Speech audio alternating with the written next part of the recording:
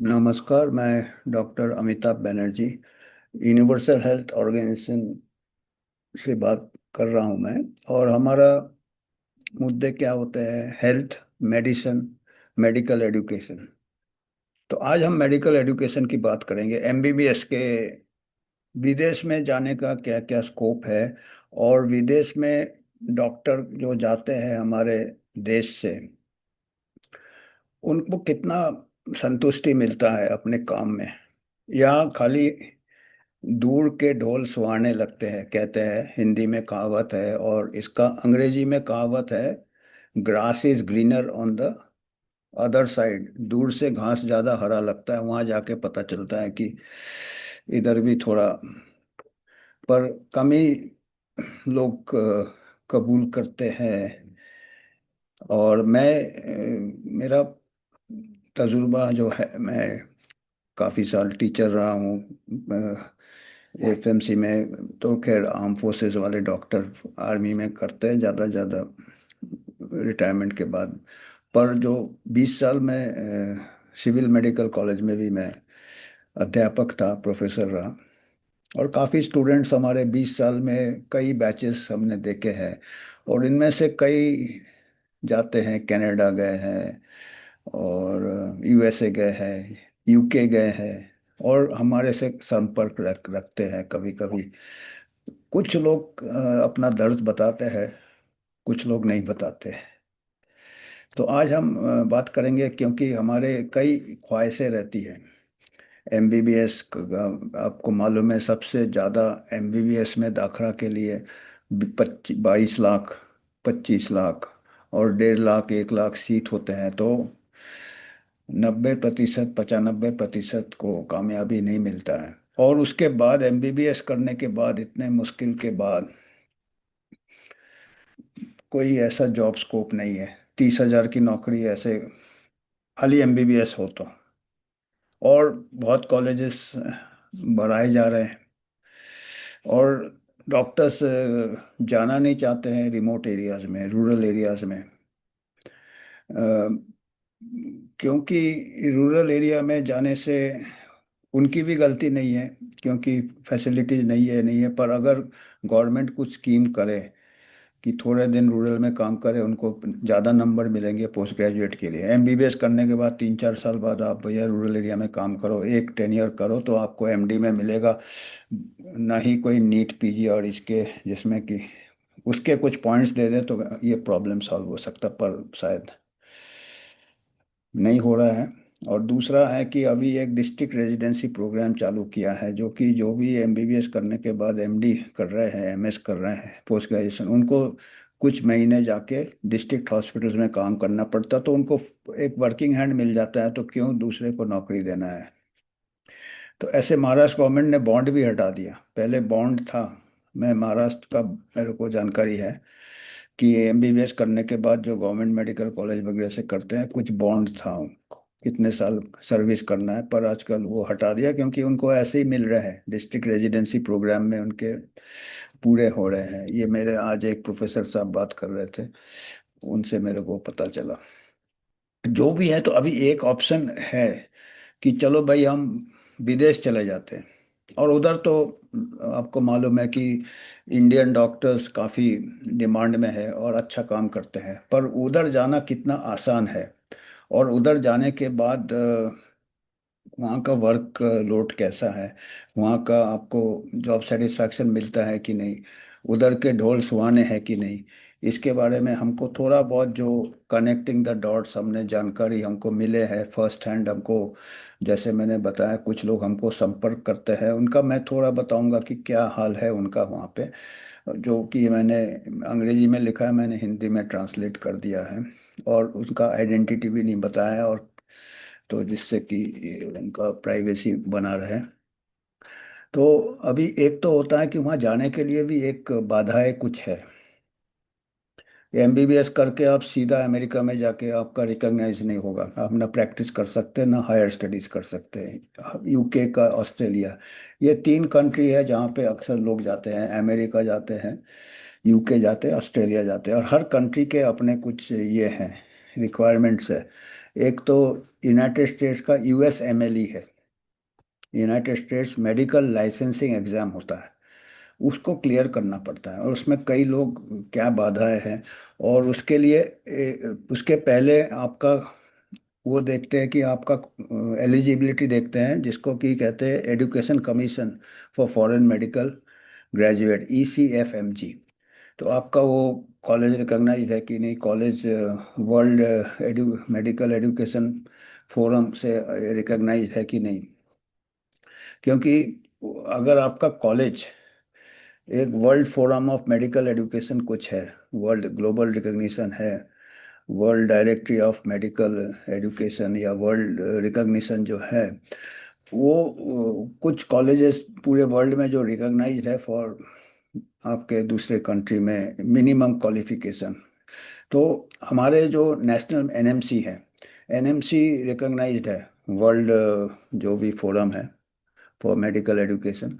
पर अभी उनके अंडर बहुत सारे कॉलेजेस हैं, तो पुराने कॉलेजेस अपने आप रिकॉग्नाइज हो गए क्योंकि NMC भेजता रहता है। पर कई जो बिल्कुल नए कॉलेजेस, अभी आपको मालूम है कि नए पर्टिकुलरली प्राइवेट कॉलेजेस बहुत खुल रहे हैं, तो उनका आपको अगर दाखला ले रहे हो MBBS के लिए, अभी काउंसलिंग वगैरह चालू हुआ, ये देखो कि वो उसमें है कि नहीं लिस्ट में। वर्ल्ड जो फॉरेन मेडिकल जो इंटरनेशनल जो रिकॉग्नाइज्ड है, एक वर्ल्ड ये होता है world forum of medical education, WFME। Medical college आपका WFME में इंक्लूडेड है कि नहीं, world world forum for medical education, कुछ इंटरनेशनल ये है रिकॉग्निशन बॉडी है। तो जैसे मैंने कहा, बहुत सारे कॉलेजेस हमारे है नेशनल मेडिकल काउंसिल का अम्ब्रेला के अंडर जो है, पर नए कॉलेजेस का है कि नहीं रजिस्ट्रेशन, वो चेक करना। फिर आपको एग्जाम में क्या क्या बाधाएं आ सकती है। एक तो उन लोगों को आ सकती है जो लोग ने डिग्रियां बाहर से किया, इंडियन सिटीजन या चाइना से किया, यूक्रेन से किया, रसिया से किया, कजाकिस्तान से किया। तो उन लोग को जब इंडिया में आते हैं तो उनको फिर एक क्वालिफाइंग एग्जाम देना पड़ता, foreign medical graduate exam, FMG। और नेक्स्ट, नेक्स्ट अभी आया नहीं, नेक्स्ट का प्रपोजल है, F F foreign medical graduate exam. उसके बाद उनको जो लोग कई इंटरप्टेड हो गया उनका मेडिकल एजुकेशन, ऐसे इंटर्नशिप तो MBBS के बाद 1 साल है, पर कई जगह जैसे यूक्रेन में मालूम है वॉर में इंटरप्शन हो गए। तो जहाँ जहाँ ऐसे इंटरप्शन हुए, कहीं महामारी में 2 साल इंटरप्ट हो गए, तो वैसे अगर ग्रेजुएट है तो उनको NMC अलग अलग रेगुलेशन है, 2 साल इंटर्नशिप करना है, 3 साल करना है। तो ऐसे में क्या होता है, कई बार ये करके फिर फॉरेन जाने का जब तैयारी करते हैं, USMLE और UK में PLAB होता है, professional and linguistic assessment board. तो लिंग्विस्टिक में लैंग्वेज भी देखते हैं, आपका इंग्लिश में प्रोफिशिएंसी होना चाहिए, तो कई लोग उधर अटक जाते हैं लैंग्वेज में। तो आप अगर फॉरेन का सोच रहे हैं तो आपको अगर प्लान करना है तो पहले से प्लान करने का है। Professional and linguistic, professional exam लेते हैं UK, और लैंग्वेज भी देखते हैं। फिर ऑस्ट्रेलियन मेडिकल बोर्ड AMC है, ऑस्ट्रेलिया में अगर आपको लाइसेंसिंग करना है, हायर स्टडीज़ करना है। और USMLE है, फिर फॉरेन मेडिकल लाइसेंसिंग एग्ज़ाम्स है। तो इसमें आपका लैंग्वेज भी आ जाता है। और दूसरा, जैसे मैं बता रहा था कि अगर आपका इंटरप्ट हो गया, MBBS कोर्स अनइंटरप्टेड होना चाहिए, तभी आप ECFMG या दूसरे इसके लिए एलिजिबल होते हैं। अगर आपका इंटरप्ट हो गया है या आपका इंटर्नशिप 2 साल 3 साल हो गया है, तो वो टाइम बार हो जाता, तो आपका एलिजिबिलिटी में प्रॉब्लम हो जाता। अब ये भी बहुत पैराडॉक्सिकल है, आप फॉरेन से आ रहे हैं करके फिर इंडिया में आप क्वालिफाई करें फॉरेन मेडिकल, फिर इंडिया से फिर बाहर जा रहे हो, तो मतलब ये काफ़ी मतलब। और आप यहाँ पे इंडिया में, खैर आपकी मर्जी है, you are a free person, you can study here and work outside, अपनी अपनी मर्जी है। पर जिनको अगर ये है तो फिर इतना सब करने के बाद, ये ये सब करने के बाद वहाँ पे क्या हो, वहाँ पे क्या हाल है, वहाँ के ढोल कैसे है, तो हम वो भी बताएंगे। हमारे कॉलेज से कुछ गए हैं लोग, उनके एक जन का मैं बता रहा हूँ, ऐसे ही दूसरे लोगों का भी आता है। वर्क प्रेशर बहुत ज़्यादा है, पर्टिकुलरली यूके में। और बाहर भी बहुत कंपटीशन है। यूके में क्या है, national health NHS, national health service, जो कि गवर्नमेंट का सोशल सर्विस है, जो हेल्थ फ्री हेल्थ, वो अभी क्रैक हो रहा है। और हमारे इंडियन डॉक्टर्स बहुत प्रेशर में होते हैं। एक चीज मैंने देखा है, जितना भी हम बात कर ले, इंडियन डॉक्टर्स थोड़ा ओवर टाइम करते हैं। इंडियन डॉक्टर्स का जो है, यहाँ से ट्रेन होके जाते हैं, they are use to seeing बहुत सारे पेशेंट देखते हैं रिसोर्सेज से। तो उनका कैपेसिटी अच्छा रहता है। और एक थोड़ा, जितना भी आप कहो कि इंडिया में वर्क एथिक्स नहीं है, पर है, मैंने खुद महसूस किया है। दूसरे कंट्री में क्या है, वर्क वो करेंगे पर वो टाइम के बड़े ही होते हैं। मैं खुद गया था, कुछ साल पहले मैं गया था, शायद कोविड के पहले। मैं हीथ्रो एयरपोर्ट में गया था, यूके का। वहाँ पे फ्लाइट काफ़ी लेट हो गया था। वो दुबई से गए थे, वहाँ सैंडस्टॉर्म था तो डिले, काफ़ी 3-4 घंटा फ्लाइट लेट हो गया था। और हम जब पहुँचे, जो वो कस्टम, वो जो आपके उसमें थे, कस्टम कहते हैं, जो कहते चेक करते हैं जो पासपोर्ट में अंदर जाने के लिए तो वो जो बैठे थे काउंटर छोड़ छोड़ के चले जा रहे थे, क्योंकि उनका टाइम पूरा हो गया था। और इंडियंस थे, कोई सरदार जी, कोई इंडियन, उन लोग बैठ के लाइन में देख रहे लोग खड़े हैं, वो बैठे थे। तो ऐसे मेडिकल का भी यही हालत है कि इंडिया में थोड़ा सा सेवा भावना है जो है इंडियंस में। तो वो हमारे को एक फीडबैक है कि एनएचएस में जो काम कर रहा है, पेशेंट लोड बहुत बढ़ गया है, क्योंकि वहाँ भी सप्लाई डिमांड बहुत हो गया है। काफ़ी लोग हैं, और वहाँ पे एक जनरल प्रैक्टिशनर से मिलने के लिए 1 महीने का आपको टाइम लग जाता है, एक जनरल बेसिक लेवल का डॉक्टर से मिलने के लिए। फिर वो स्पेशलिस्ट के पास भेजेगा आपको।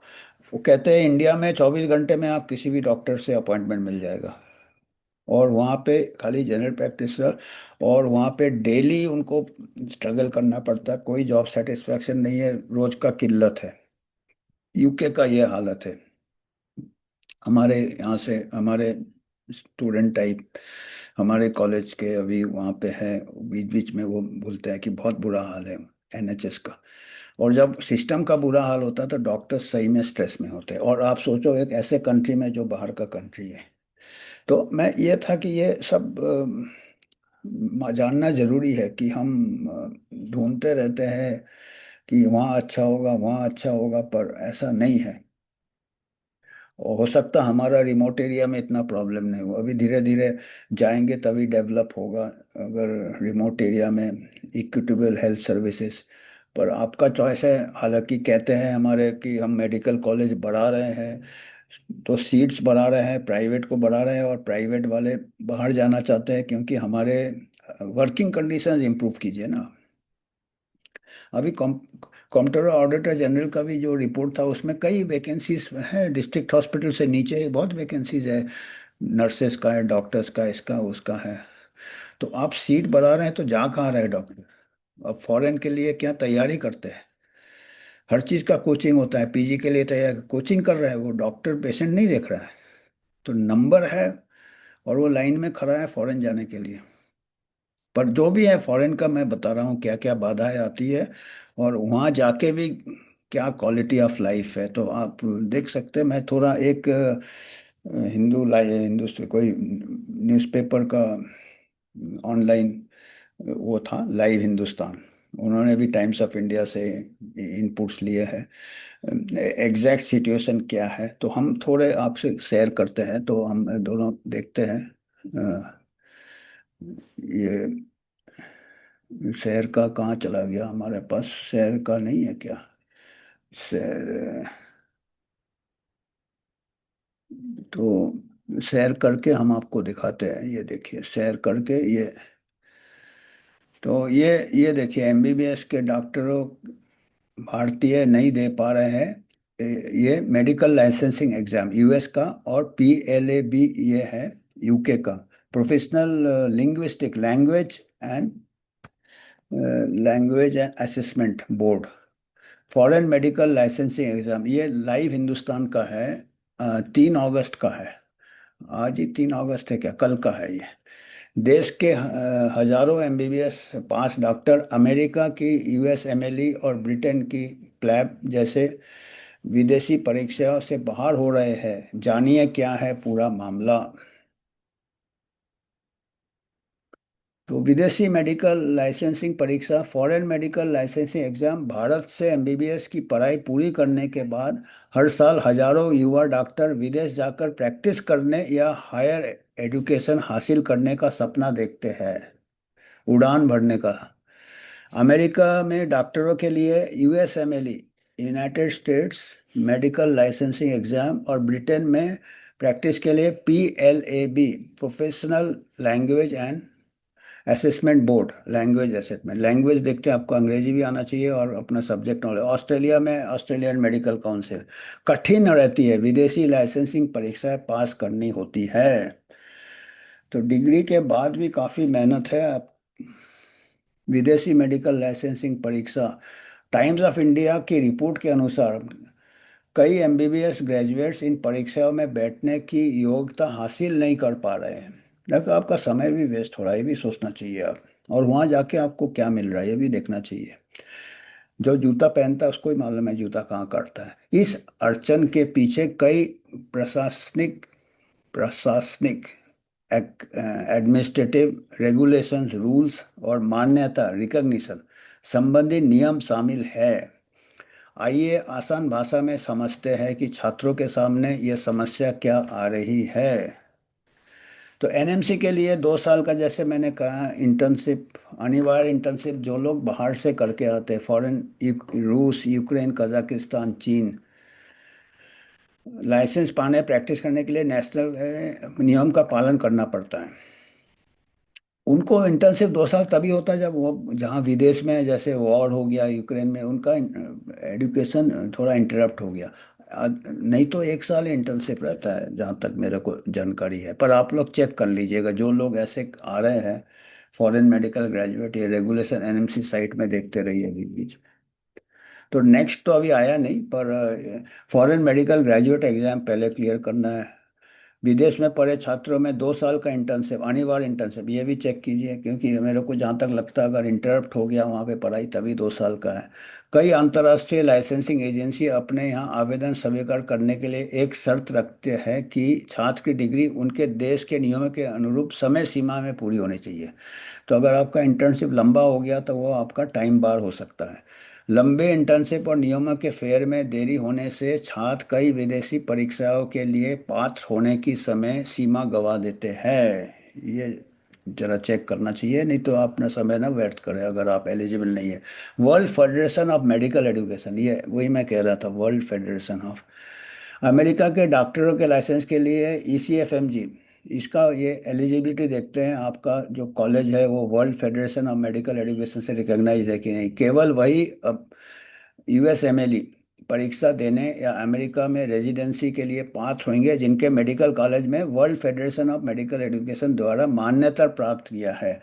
भारत में नेशनल मेडिकल काउंसिल को प्राप्त है ये मान्यता, वर्ल्ड फेडरेशन मेडिकल। पर कई नए नए कॉलेजेस खुल रहे हैं, वो देखना है कि वो आपका जो नया कॉलेज में अगर आप दाखिला ले रहे हैं वो college world federation medical education के लिस्ट में है कि नहीं। नहीं तो बाद में फॉरेन जाने के लिए प्रॉब्लम हो सकता है।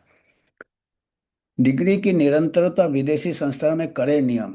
विदेशी लाइसेंस बोर्ड जैसे ब्रिटेन का जनरल मेडिकल काउंसिल या अमेरिका में ईसीएफएमजी, ईसीएमजी है education commission, commission for foreign medical graduate, सुनिश्चित करते हैं कि अभ्यर्थी की पूरी शिक्षा बिना किसी ब्रेक के एक ही कॉलेज में होना चाहिए जहां मान्यता प्राप्त मानकों के तहत पूरी हुई है, recognise college by world federation of medical education. बिगर इंटरप्शन के, इंटरप्शन हो जाएगा तो आपका टाइम बार हो जाएगा कि इंटर्न। यदि किसी छात्र ने ऑनलाइन मोड में क्लिनिकल क्लासेस की है महामारी युद्ध जैसी स्थिति में कारण, तो उनका विदेशी एजेंसी उस डिग्री को पूर्ण मान्यता देने से इनकार कर देती है। या बीच में कोई ट्रांसफर ले लिया है यूनिवर्सिटी, एक कॉलेज से दूसरे कॉलेज चले गए, कई नियम तो देखना पड़ता है बीच बीच में, हमको भी नहीं मालूम है कई नियम। भाषा भी आना चाहिए। अभी आप देखिए अंग्रेजी का जरूरत पड़ता है। क्लिनिकल एक्सपर्टीज भी चाहिए होता है, तो पढ़ाई में ध्यान देना है आपको, खाली डिग्री नहीं हासिल करना। कोचिंग में खाली एमसीक्यू क्रैक कराते, पर वहाँ जाएंगे तो आपको कई चीज़ें में ये किया जाएगा असेसमेंट। विदेशी लाइसेंसिंग एग्जाम में सीधे बैठने से पहले छात्रों को आईएलटीएस ओईटी जैसी भाषा परीक्षा पास करनी होती है, अलग अलग लैंग्वेज टेस्ट क्लियर करना पड़ता है, इंग्लिश टेस्ट। विदेशी बोर्ड भारत या अन्य देशों की इंटर्नशिप के दौरान मिले क्लिनिकल एक्सपीरियंस का मिलान आपके मान्यता से करते हैं, अपने मान्यता से। वो इंटर्नशिप देखेंगे कितना किया और उनके इससे उसको रिकग्निशन है कि नहीं। मानकों के में अंतर होने पर आवेदन रद्द हो जाता है। आपके पूरा इंटर्नशिप शेड्यूल वैसा होना चाहिए जो उनके इसमें रिकॉग्नाइज है। छात्रों के लिए जरूरी, मेडिकल में दाखिला लेने के पहले छात्रों को ये जांच चाहिए कि उनके कॉलेज वर्ल्ड फेडरेशन में है कि नहीं, मेडिकल एजुकेशन, और एनएमसी के वेटिंग वैलिड लिस्ट में शामिल है या नहीं। यदि आपका लक्ष्य विदेश में करियर बनाना है तो शुरुआत से ही उस देश की नियम देखते रहिएगा। एलिजिबिलिटी क्राइटेरिया को ट्रैक करना आवश्यक है। अब चेंज होते रहते होंगे रूल्स। ये हमेशा एक ये है कि एनएचएस में काम, अच्छा ये मैं वही बता रहा था। ये तो अभी तो हो गया, आप फॉरेन चले गए। ये हमारे एक ये है, जो एक स्टूडेंट है जो कि एनएचएस में काम कर रहे हैं। ये एनएचएस में काम करना ये एक झुंझलाट हो गई है, चिर मतलब इरिटेट हो रहा है, डे टू डे वर्क में इतना ओवर वर्क है, रिकग्निशन नहीं है, एक झंझलाट है जिससे मुझे रोजाना निपटना पड़ता है। ये सब टारगेट और नंबरों के बारे में है।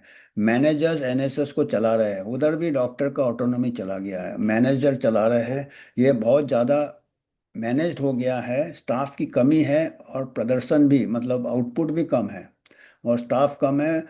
उप सब ऑप्टिमल स्तर का है, जो बाहर का आउटपुट है उतना न डॉक्टर को संतुष्टि है न मरीज को संतुष्टि है, स्टाफ की कमी है। और ये मुफ्त स्वास्थ्य सेवा एक उटोपिया है, ये जो है ये फेल हो रहा है, कह रहे हैं सप्लाई डिमांड का, ये कई दिनों से चल रहा है, कई सालों से चल रहा है यूके में। ये पब्लिक सर्विस को ये कर दे, पब्लिक हेल्थ सिस्टम को धीरे धीरे प्राइवेटाइज लाए, ये एक ग्लोबल ट्रेंड चल रहा है। मांग बढ़ने के कारण विफल होने नजर आ रहा है। अब वो डॉक्टर को बेचारे को समझ में नहीं आएगा कि ये बड़े पैमाने में क्या चल रहा है। प्राथमिक स्वास्थ्य सेवा तक पहुंच औसत व्यक्ति के लिए एक बुरे सपने जैसे बन गए, मरीज भी सेटिस्फाइड नहीं है। ये अभी नौकरी कर रहे हैं यूके में नेशनल हेल्थ सर्विस में, उनका फर्स्ट हैंड फीडबैक है।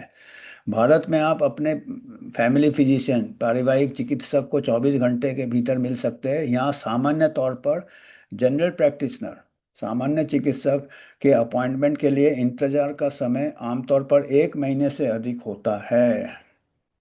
आपने देखा होगा हमारे यहाँ कितने भी भीड़ हो मरीज को देख लेते हैं, वहाँ पे उनका लिमिटेड है कि इतने ही पेशेंट देखेंगे, तो वेटिंग लिस्ट बहुत लंबा है। तो मैंने फिर पूछा, चौंकाने वाला और परेशान करने वाला है। बोला दूसरी तरफ की घास निश्चित रूप से हरी नहीं होती है, ग्रास इज नॉट ग्रीनर। ये हमारे खुद के स्टूडेंट जो है, हम हमारे बहुत नज़दीकी थे जिस कॉलेज में अभी वो कई सालों से है यूके में, तो उनका फीडबैक है। तो हमने बोला कि दोनों तरफा थोड़ा मालूम होना चाहिए। आप लोग का पूरा खाली आप जवानी तो तैयारी में निकाल देते हैं, बहुत तगड़ा एंट्रेंस है, नीट है, उसके बाद फॉरेन के लिए जाते हैं। अगर इतना करने के बाद वहाँ पे अगर पता चला कि वहाँ का घास इतना हरा नहीं है, तो फिर आपका पूरा जिंदगी में क्या है, आप खुद निर्णय लीजिएगा, अच्छे से जांच कीजिएगा। और भी जो लोग हैं, पर जैसे मैंने बताया कई लोग बताते नहीं हैं, वहाँ पे गए हैं आके बोलते। अब हम भी थोड़ा अभी भी हमारे एक सोच ऐसा है कि वहाँ सब कुछ अच्छा है, हमारे यहाँ हो सकता, हमारे यहाँ भी और अच्छा है और अच्छा हो सकता है। वो खुद कह रहे हैं कि यहाँ 24 घंटे में आप डॉक्टर से मिल सकते हैं, जो चीज़ इजीली मिल जाता है उसका वैल्यू कम हो जाता है। और हमारे और अच्छा भी हो सकता है अगर थोड़ा इक्विटेबल डिस्ट्रीब्यूशन है, पर्टिकुलरली जो रिमोट एरिया में है, वहाँ पे क्वालिटी ऑफ लाइफ इम्प्रूव करे, इक्विपमेंट्स वगैरह पूरा वैकेंसीज फिल करे। पर हो क्या रहा है, सब प्राइवेटाइजेशन पे जा रहे हैं, उन लोग खाली प्रॉफिट देखते हैं। तो ये कुछ प्रॉब्लम्स हैं, इसके बारे में सबको सोचना चाहिए। और आपको अगर कुछ योगदान करना, हम एक वॉच डॉग है इंडिपेंडेंट यूनिवर्सल हेल्थ ऑर्गेनाइजेशन, तो आप कर सकते हैं और अपना फीडबैक दीजिएगा। तो धन्यवाद। तो आपको कुछ इसके बारे में कहना है? मैं सोचा कि अभी कई लोग अपना कैरियर प्लान कर रहे हैं, नीट का एक रिजल्ट आ गया है, काउंसलिंग चालू हो रहा है, आगे का आजकल बहुत आगे का सोचते हैं, आगे जाके फॉरेन जाएंगे, ये जाएंगे। हम लोग इतना आगे का नहीं सोचते थे, एमबीबीएस कर लिया बस, जो चल रहा है चलने दो, कहीं जैसे हवा ले गया ले चले जाते थे। पर आजकल प्लान करना पड़ता है। हमने बोला थोड़ा जो हमको फीडबैक मिले हैं, जो हमने हमने सोचा आपके साथ शेयर करें, तो धन्यवाद आज के लिए।